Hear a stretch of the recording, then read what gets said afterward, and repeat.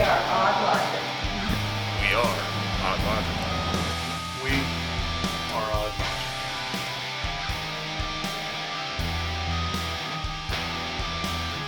What's up, everybody? It's Tyler Logic here, and I'm joined by Mr. John Wells. Very famous, well, actually, in my world, a very famous Louisville musician, but also an actor. Actually, more well-known as an actor these days, right? Yeah, I'd say so, yeah. Yeah, you've done all kinds of stuff. You've been a busy boy. I've been, the last several years been pretty consistent. Yeah. Been super lucky. Absolutely. If I remember correctly, today when I was double-checking my notes on IMDb, you have what's between 60 and 80 credits? It's over 80 credits on IMDb, but I've worked on hundreds of film sets. So I did notice that on your IMDb it actually mentioned that you started your career back in 2006 as far as acting is concerned, but the first thing I remember hearing you being in was Overtime, which I might have missed some projects in there, and I apologize for that. Yeah. Overtime was my first feature that was released. Yeah, I was going to bring my copy today and surprise you, and I couldn't find it. I don't know where it's at. I would check my DVD stack, my Blu-ray stack, and I amazes me how that movie keeps popping up in conversation. Really? Yeah, I mean it's an old tiny little budget indie film, but it somehow has legs. It keeps following me. I think it's fantastic, man. I still quote. Can you please re-explain that to me? I went to public school. Yeah. That specific quote, I love it so much. I think of it every time that somebody tries to explain something to me. I just get confused. It was a fun experience and made a lot of lifelong friends on that one. Very cool. That was Matt. I'm going to say his last name wrong. Is it Niehoff or Niehoff? Matt Niehoff, yeah. Matt Niehoff, yeah. One of my best friends to this day. Oh yeah, love that. And then you guys had a studio for a little while, if I remember correctly. He owns and runs Thoughtfly Studios in Louisville. It's one of the premier commercial production studios in Kentucky, really. They do a lot of great stuff. Very cool. Yeah, I remember now. Yeah, Thoughtfly. Yeah, I think. So I deleted my old Facebook page, but I followed the page and I used to try and keep up with it. And then I wish I could have seen that. There was a movie where you were going to play an angel. That never got produced. I know what you're talking about. Yeah, I was super stoked. At least some art or something came from it. It was a cool concept. It was way too ambitious for an indie. Yeah. I remember seeing the art and going, they can pull this off? Where did they get the money for that? That's insane, dude. No, they couldn't pull it off, but it was a nice idea. So one of the reasons why I brought you on the podcast today, well, not a podcast, sorry, my Odd Logic interview series, excuse me. Sorry, I'm a little anxious myself, a little nervous myself. You're a big deal to me, man. I also haven't seen you since 2011. It's been, it's 2025, so it's 14 years since the last time I saw you. Wow. It was in a Target. Believe it or not. It was in a Target, yeah. Cool. Yeah, I was working there at the time, and I was in there with my friends, and I can't remember what we were doing, but I just remember we locked eyes, and we walked over, and we said, hey, what's up? Hope you're doing well. Good to see you. And then that was it for 14 years. And here we are. Yeah, you ran around the world. You just got back from Iceland? I did, yeah. Yeah. Iceland was amazing, yeah. It seems like it was. Yeah, I remember I saw all the photos, and I think you also posted a couple videos. And yeah. Very cool. It's a beautiful country. Very cool. If you don't mind me asking, what got you into acting? Because that was such a huge, for me, that seemed like such a huge shift in careers. It was, but it wasn't. Honestly, I've always had a deep love for movies, since I was a kid. I've always been a film nut, always been a cinephile. Even when I was as far as back as I can remember, I loved watching behind-the-scenes documentaries on the making of movies, and I love storytelling, and I love cinema. So it was something I've always had a really deep passion in, but it was nothing I ever actually actively pursued. I think it's just because growing up in Louisville, in Kentucky, it seemed so far-fetched to try to get involved in filmmaking. Yeah. So I was in a band. Did that because it's easier, I guess, somehow in my young logic. But I just I by chance fell in with some indie filmmakers and screen tested, and it just swallowed my life. I mean, I completely get that. Actually, speaking of starting a band, one of the biggest, sorry, now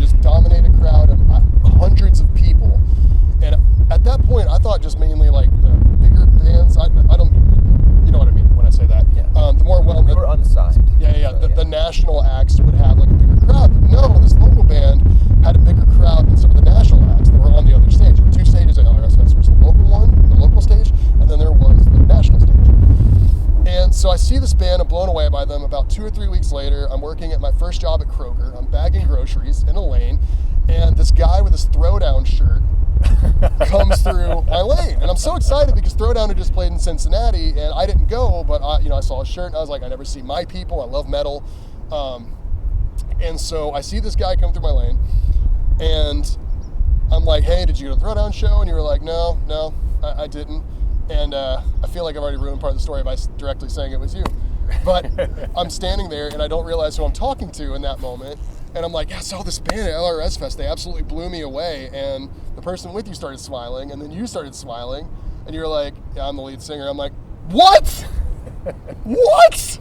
And I lost my mind. I couldn't believe it. I was like, dude, I just met the lead singer of this band. This is incredible. And that was the first time we met. I'll be damned. That's. I think I vaguely remember that. Yeah, I do. Yes. Yeah, at Kroger. Yep. You walked in with a Throwdown shirt, and I think you went to the gym right next door to that Kroger. It was Gold's Gym at the time. Yes. I think. Yes. Yep. Which now it's. I think part of it's a Planet Fitness or a Anytime Fitness or 24 Fitness. I forget. I think so. Yeah, I think it's Planet Fitness. Yeah. Something like that. Yeah. Something took over in Tuesday morning, whatever. And then I don't remember if the PNC was around back then. None of that matters. What matters the most, though, is that I met you then, and that had a profound effect on me because Wow. As much as I love music, I never imagined actually being in a band. I didn't really imagine picking up a guitar, but when I met you and I listened to your band's music, it influenced me so much that I tried to imitate you guys. I had a little crappy camera that had like an audio recorder on it. So I was trying to record music, and then one night I went to your MySpace page. We're taking it back, kids.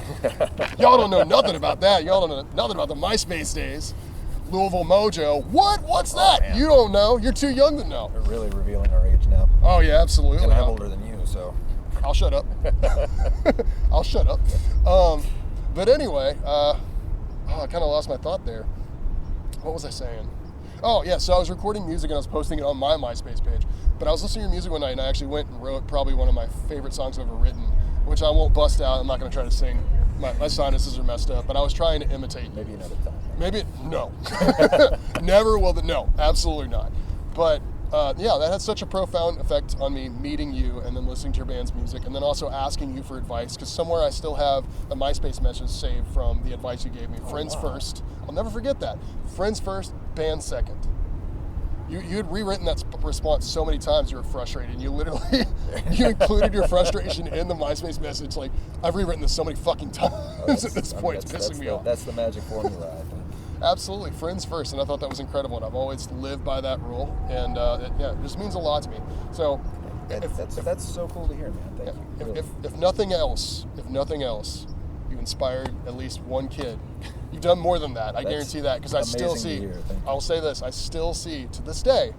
I still see hoodies. I still see T-shirts, and I still see bumper stickers from back in the day with this little skeleton or pumpkin character. Oh, yeah. You know what I'm talking about. Also, this man is an incredible artist as well. Not just music, not just acting, but your drawing. You like. Thank you. Yeah. I appreciate that. Absolutely incredible. So, all right. So we've talked a little bit about how you got into acting. Now I've noticed that you've also done some producing work. A little. I helped produce a couple shorts. Yeah. It's nothing. It's not for me. That's fair. That's fair. It's just I like the artistic side of things, the business side of things. I do not so much. Absolutely. No, I completely understand that. I've worked on film sets myself, and I don't think I've actually met a producer, but I've been around directors enough that the idea of producing just, it wouldn't be for me either. I was a focus puller on a movie called Dark Knight of the Scarecrow. It was a remake. Oh yeah. I have some friends who worked on that. Yeah. J.D. Fagelson, the guy that wrote the original, hired me, and I got to do some focus pulling. That was one of my first main film jobs, and I wish I had kept with it, but at the time it wasn't feasible. You know, things happen. Your job comes first. You got to make sure you're making money. You got to make sure you're eating. So bills have to be paid. Yeah, and it was so interspersed when we were doing shoots that I couldn't keep up with it. It is what it is. With that being said, though, so this is something that I definitely wanted to ask you. Number one, okay, so there is a difference between acting in a movie, a television show, shorts, what have you. I understand the creative drive behind both because I've also been in front of the camera. That movie will never come out. Thank God. Fun making that movie. I even enjoy watching it. I still have a copy. It'll never see the light of day. Never see the light of day. There's a lot of those out there. Yeah, absolutely. But understanding you learn from them. Absolutely, but understanding the drive. This is what I find interesting. I think it's next week, right? Your show's next week, right? Yeah. I understand that there's a difference between acting and playing on stage, because it's a live performance and you don't get redos. You can restart a song if you really want to. Most people will either just play through it, or if their music is grindy enough, like one of my favorite bands listening to Full of Hell, which is just pure noisecore. It's just pure, like, sonic violence. I don't know why I like that. Maybe it's my ADHD. I'm not sure. But yeah, you don't really get redos in something like that versus film or television, where you get as many tries as you need to get the take. Sure. Yeah. So what ultimately, I guess, the reason why I asked that is you've been doing acting for so long, and I know that there's been times where you've posted videos of you playing an acoustic guitar and singing. So odds are you've at least continued to play guitar, maybe even write songs here and there. I would imagine you're a highly creative person. What has driven you back to wanting to do, like, performing live music? I told myself for a long time that I was done. I'd never do it again. But Sorry, I'm just double checking the focus. no, you could. But Terry Harper, the show promoter. Yep, I know Terry. Yeah, well, he's an old friend. We used to play in bands together, many years ago. That I didn't know, but that makes a lot of sense. Yeah, he used to be a drummer in a band around Louisville, and we played together quite a bit.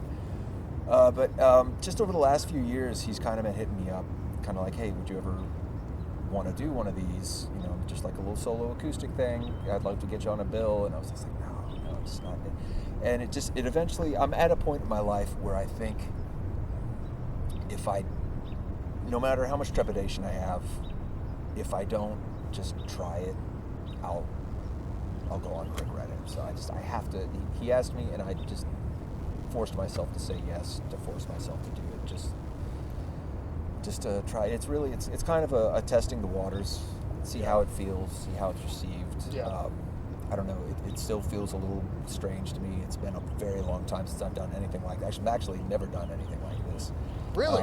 Not a solo acoustic thing. No, Okay. This will be my first time ever doing that. That makes sense. So it's a not scary, but as if there's a feeling of unease walking into it. But I think anything worth doing, there should be a feeling of unease. It should be some uncertainty.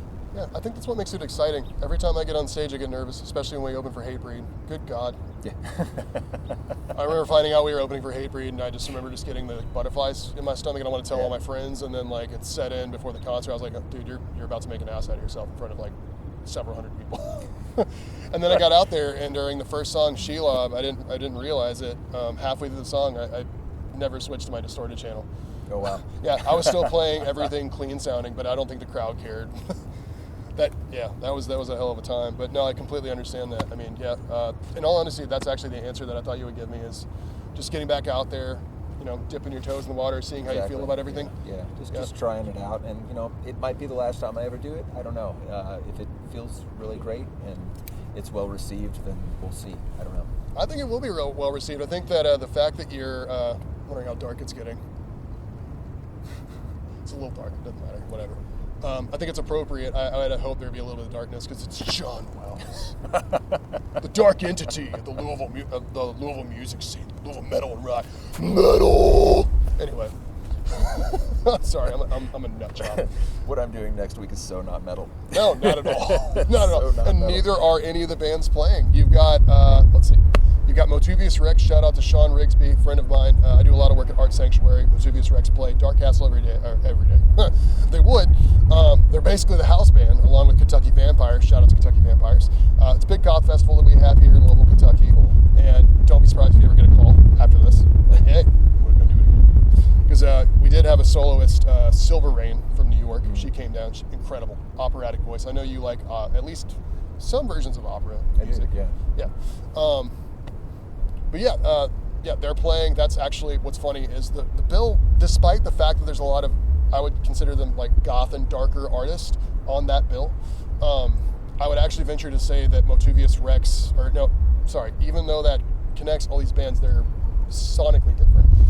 Because your style being, I know you're doing the acoustic thing. I'm sure you're bringing acoustic. Wow, my roommate's really messing with my accent. It's forgivable. He says, I say cooler. He says cooler.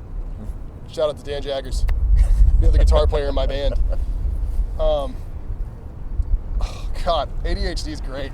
That one band's on the bill. I was. Thank you for not having ADHD. I'm here for I appreciate you. Otherwise, this whole thing would fall apart. Hey, that's how professional I am. But anyway, even though that's what glues all the bands together, like I would say like a darker sound, lyrical themes and stuff like that. Motuvius Rex is basically country. Oh wow. Yeah, Okay. it's basically Southern Gothic country. Yeah. Wow. Yeah. Cool. Yeah, that's Sean's thing. He listens to a lot of goth music. He books a lot of the shows here. Especially the Dead of Night. Go to Dead of Night last Friday of every month. Shout out to Art Sanctuary. Shout out to Dead of Night. That's where I got my career start as a photographer. Honestly, was shooting Dark Castle. So big ups for them. And then you've got Vision Video, who highly influenced by The Cure. They do have some bounciness to it. It is guitar driven. Dusty's awesome. If you get a chance to talk to Dusty, great guy, love him to death. I got to shoot some really cool photos of them when they played Art Sanctuary. The other band I don't know anything about. Shout out to them. I wish I knew their name. I'm so sorry. Once again, that's how professional I am. But yeah. I'm honestly super pumped for this show, man. And I'm so thankful that you're coming back. Like, it's a big deal. Like I said, man, like seeing your band made me believe in the concept of playing in local bands and playing music in the first place, getting up there and shedding the fear. I always, in my early days of playing on stage, I would always imagine your approach to it. That's cool to hear, man. Yeah. Yes, I appreciate that. Absolutely. I love, I love your old music. I love seeing the acoustic videos that you post. I love the photos. You've got an eye. Like I said, you're a fantastic drawing artist, graphic artist. That's the fantastic graphic artist. If you've never seen any of his work, I'm not going to tell you how you can find it. I don't know how. It's in my closet. Yeah, there you go. We're not getting in there. Push me, I sold this skeleton. Yeah, dude, I'm super stoked for the show, and that's actually one of the reasons why I want to do this, is I wanted to bring more awareness to the show, because this is a big deal. To me, you're a Louisville local legend, man. Whether you realize it or not, for everything that you did back in the day, for what you've done for independent film, both you and Matt Niehoff, the things that you've done around here, you guys have really, if it wasn't for that, I wouldn't even known about local film, to be honest. I would have thought that was exclusively Hollywood, and it's not, and that's really cool. It was a great film scene here. Oh, yeah. So, with all that being said, let me ask you this, I guess, in a closing thing. Is there anything you want to say to the audience? Is there anything you want to say to anybody out there? No, just thanks for watching. Thanks for supporting, and whether you support me with music, the film, whatever, or just your friends, family, whatever. Thank you, love you, and hope you come to the show, because it'd be really lame to not have an audience. No, yeah. Actually, there were two more topics, if you don't mind me asking. Sorry. These are two things I almost forgot to ask, and I think that this will help some people, because as someone who struggles from mental disabilities, like I said, I have ADHD, I also suffer from chronic depression and chronic anxiety, and it sucks. I know that you deal with a lot of anxiety. That's something that you and I share, because you and I both have the 1,000 mile stare. When we have the exact same 1,000 mile stare. And beyond that, I know the other thing I wanted to ask you about, both acting. I want to know, I want this part of the video to be really motivational for people that are, at least this, I would consider this a little bit challenged. Because you also suffer from scoliosis, correct? I do. Yeah. And that's honestly pretty harsh. So there's some things that you do that I don't even understand how you do them. And I think that's absolutely incredible. How do you overcome anxiety? How do you overcome scoliosis? Anxiety, depression, all of those things. I mean, I really mess with them a lot when I was younger. I grew up a morbidly obese kid, and I was bullied terribly. I was a recluse. It's a tough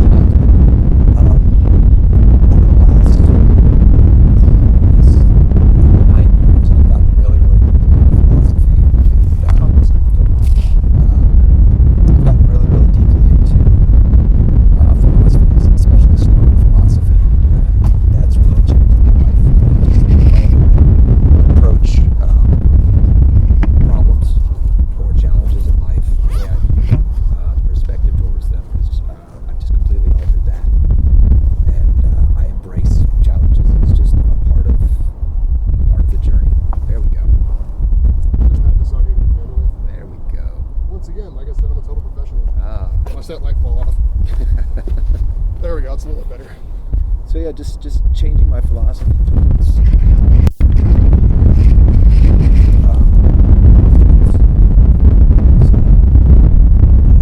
tone.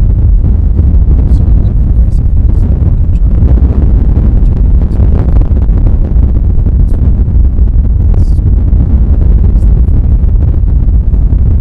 it's the scoliosis thing, it's crazy secret.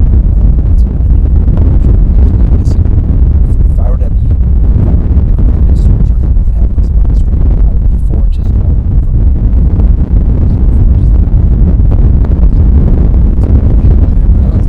6'5". What? Yeah. I can't imagine any taller than you.